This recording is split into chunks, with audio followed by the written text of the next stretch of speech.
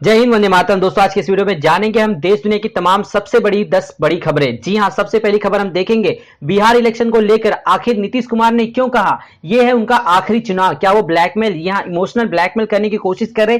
जानेंगे इस खबर को विस्तार से। साथ ही हम आपको बताएंगे दिल्ली दंगे में साजिश के मामले में केजरीवाल सरकार ने उमर खालिद के खिलाफ दी है मंजूरी। जानेंगे इस खबर को भी विस्तार से इस वीडियो के अंदर। साथ ही हम आपको बताएंगे एम फैक्टर नीतीश कुमार और प्रधानमंत्री नरेंद्र मोदी के बाद क्या वाकई बिहार में चुनाव में वापसी होगी। जानेंगे इस खबर को भी विस्तार से इस वीडियो के अंदर। और आपको बताएंगे प्रयागराज में खत्म होना तय है, पर मेरठ में शुरू कहां से होगा गंगा एक्सप्रेसवे। और साथ ही हम आपको अगली खबर में देखेंगे सुप्रीम कोर्ट ने अर्नब को लिखे खत को लेकर महाराष्ट्र विधानसभा में सचिव को भेजा है कारण बताओ नोटिस। जानेंगे तमाम चीजों को विस्तार से इस वीडियो के अंदर। तो सबसे पहले हम देख लेते हैं आज की सबसे बड़ी खबर निकल के आ रही है बिहार चुनाव को लेके। जी हां, बिहार चुनाव में हर चीज आपको देखने को मिल चुकी होंगी। बड़े से बड़े वादे, बड़े से बड़े घोटाले, बड़े से बड़ी राजनीतिक पार्टियां और सब नतमस्तक है जनता के सामने, क्योंकि ये इलेक्शन है और इलेक्शन में जनता ही जनार्दन है। जी हां, जनता जनार्दन अपना फैसला सुनाने वाली है, लेकिन सभी लोग यानी सभी राजनीतिक पार्टियां अपनी तरफ से कोई ना कोई दाव खेलती नजर आ रही है। और इसी बीच एक बहुत ही बड़ा दाव खेला है नीतीश कुमार जी ने। जी हम बात कर रहे हैं पप्पू यादव बोले आखिरी चुनाव कहकर इमोशनल ब्लैकमेल कर रहे हैं नीतीश कुमार।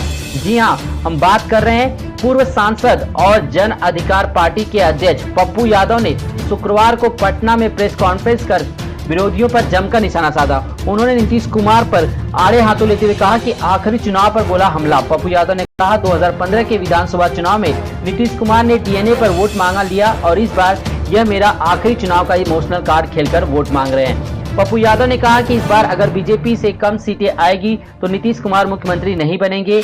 आप अध्यक्ष ने आरोप लगाते हुए कहा कि बीजेपी ने चुनाव से पहले मास्टर प्लान तैयार कर लिया था। बीजेपी और एलजेपी मिली हुई है, बिहार चुनाव लड़ रहे ओबीसी और उपेंद्र कुशवाहा को बीजेपी फंडिंग कर रही है। मैं मतदाताओं से अपील करता हूं कि वो वोट कटवा को अपना कीमती मत ना दे।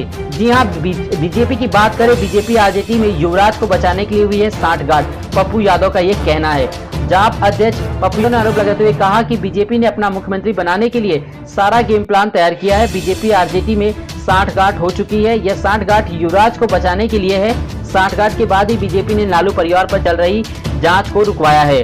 बात करें पप्पू यादव ने महागठबंधन के युवराज तेजस्वी से सवाल पूछते हुए कहा कि उन्होंने चुनाव में पीएम मोदी से एक बार भी सवाल नहीं पूछा।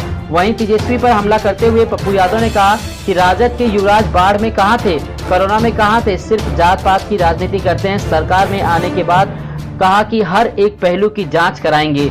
और इसी को लेकर बिहार चुनाव में जो राजनीतिक समीकरण बताया जा रहा है उसमें बताया जा रहा है कि साफ साफ कि नीतीश कुमार और बीजेपी की पार्टी इस बार वापसी करने में थोड़ी कमजोर नजर आ रही है, लेकिन जनता जनार्दन है और तीसरे चरण का मतदान बाकी है, तो अभी भी फैसला जो है जनता के हाथ में है। तो क्या फैसला होता है, क्या वाकई में नीतीश कुमार की वापसी होगी, क्या ये उनका इमोशनल कार्ड यानी कि ये उनका आखिरी चुनाव है, क्या ये इमोशनल ब्लैकमेल से जनता हो जाएगी।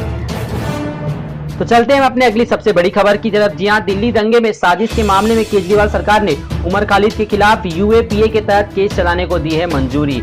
हम बात कर रहे हैं दिल्ली दंगे में मामले में केजरीवाल सरकार ने उमर खालिद के खिलाफ यूएपीए के तहत केस चलाने की मंजूरी दे दी। दिल्ली पुलिस को केंद्रीय गृह मंत्रालय की तरफ से पहले ही मिल चुकी केस चलाने की मंजूरी। अब दिल्ली पुलिस उमर खालिद के खिलाफ कोर्ट में सप्लीमेंट्री चार्जशीट कर सकती है दाखिल। खालिद को दिल्ली दंगे मामले में बेहद सख्त कानून यूएपीए के तहत 13 सितंबर को गिरफ्तार किया गया था। बात करें दिल्ली दंगे के आरोपी और जेएनयू के पूर्व स्टूडेंट लीडर उमर खालिद के खिलाफ ऑल फूल एक्टिविटी यानी प्रिवेंशन एक्ट यानी यूएपीए के तहत मुकदमा चलाने के लिए अरविंद केजरीवाल सरकार ने पूरी तरह से मंजूरी दे दी। दिल्ली सरकार के एक वरिष्ठ अधिकारी ने बताया कि हमने दिल्ली दंगे मामले में पुलिस की तरफ से दर्ज किए गए हर केस में प्रोसिक्यूशन की मंजूरी दी है। अब यह कोर्ट को देखना है कि आरोपी कौन है। खालिद के खिलाफ दिल्ली दंगे में साजिश रचने के मामले में केस चलाने की मंजूरी दी गई है। उनके खिलाफ सख्त गैर कानूनी गतिविधियां यानी रोकथाम कानून यानी अनफॉलो एक्टिविटी प्रिवेंशन एक्ट के तहत जो है केस दर्ज किया गया है। अधिकारी ने बताया कि उमर खालिद के खिलाफ यूएपीए के तहत केस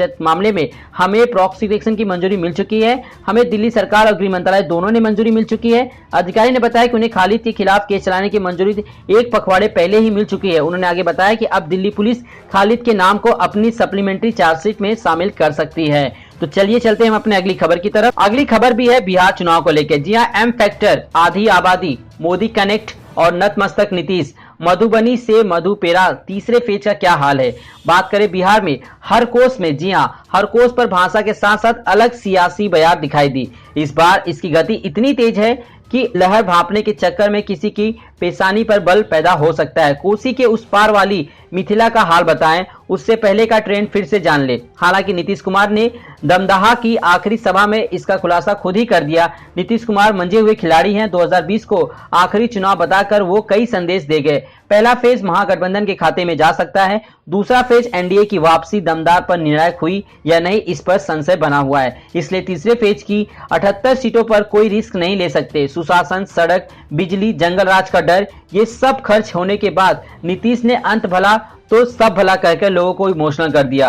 पर हवा रातों रात बदलती है, अभी तो कई घंटे बाकी है। नीतीश के भाषण के बाद पीएम मोदी ने भी 4 पन्नों का खुला पत्र बिहार के नाम लिख दिया। मगध, शाहबाद और तिरहुत में जेडीयू की सीटों पर मोदी के प्रचंड लहर के बावजूद नीतीश के खिलाफ एंटी इनकमेक्सी की चर्चा पर हम पहले ही लेखों में कर चुके हैं। जेडीयू का इसका आभास दूसरे फेज से ठीक पहले हो चुका था, इसलिए एक और बड़े बदलाव की नींव तैयार हुई है। बड़े भाई नीतीश कुमार ने शरणागत होने का फैसला किया। 3 नवंबर को दूसरे फेज के लिए 94 सीटों पर हो रहे मतदान की सुबह जेडीयू ने अपनी तरफ से हर अखबार में विज्ञापन दिया। मोदी के साथ नीतीश की तस्वीर समान अनुपात में छपी। 18 महीने के अपवाद को छोड़ दे तो 24 साल के इतिहास में पहली बार जेडीयू प्रधानमंत्री मोदी के सहारे मैदान में है। यानी कि पूरी तरह से जेडीयू के जो है पलड़ा काफी ज्यादा नीचे गिरा हुआ है, जिसकी वजह से जेडीयू अपना मास्टर गेम खेल रही है और वो है इमोशनल कार्ड।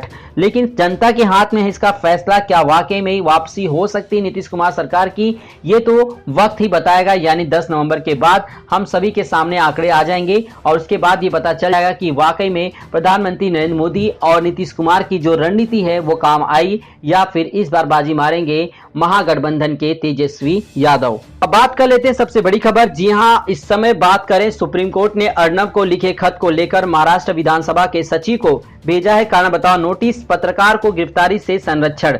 जी हां, बात करें, सुप्रीम कोर्ट ने महाराष्ट्र विधानसभा विशेषाधिकार हनन के मामले में शुक्रवार को रिपब्लिक टीवी के एडिटर अर्नब गोस्वामी को गिरफ्तारी से संरक्षण प्रदान किया। कोर्ट ने महाराष्ट्र विधानसभा के सचिव को भी कारण बताओ नोटिस जारी किया। सचिव ने पत्रकार को खत लिखकर उन्हें शीर्ष कोर्ट में विधानसभा के नोटिस का खुलासा नहीं करने को लेकर कथित तौर पर चेताया था। सुप्रीम कोर्ट ने महाराष्ट्र विधानसभा के सचिव को निर्देश दिया कि वह 2 दिनों के भीतर यह बताए कि उन्होंने उनके खिलाफ अवमानना की कार्रवाई क्यों नहीं शुरू की जाए। CJI S Bobde, justice S Bopanna और जस्टिस वी रामासुब्रमण्यम की बेंच ने कथित खत को गंभीर मामला बताया। बेंच ने कहा कि यह गंभीर मामला है और अवमानना की तरह है।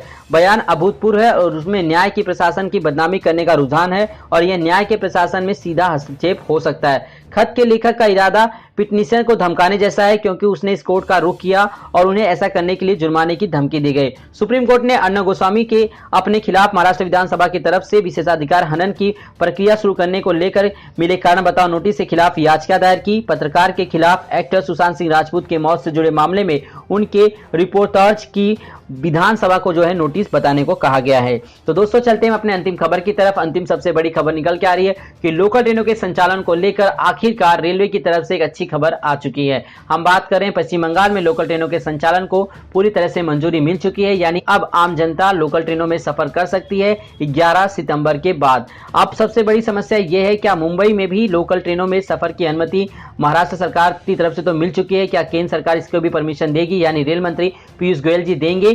फिलहाल इस पर अभी भी संशय बना हुआ है क्योंकि मुंबई में कोरोना वायरस के संक्रमण की संख्या सबसे ज्यादा है, तो दूसरी तरफ यहां पे यात्रा करने वाले यात्रियों की संख्या भी 80 लाख के पार है। बात करें सोशल डिस्टेंसिंग के नियमों के पालन के साथ यहां पर लोगों को यात्रा की अनुमति मिलना लगभग थोड़ा सा मुश्किल है, लेकिन इस समय हालात जिस हिसाब से बने हुए हैं कि जल्द से जल्द यानी 10 नवंबर तक जो इसका फैसला आ सकता है कि मुंबई में आम जनता लोकल में सफर करने के लिए जो है परमिशन मिल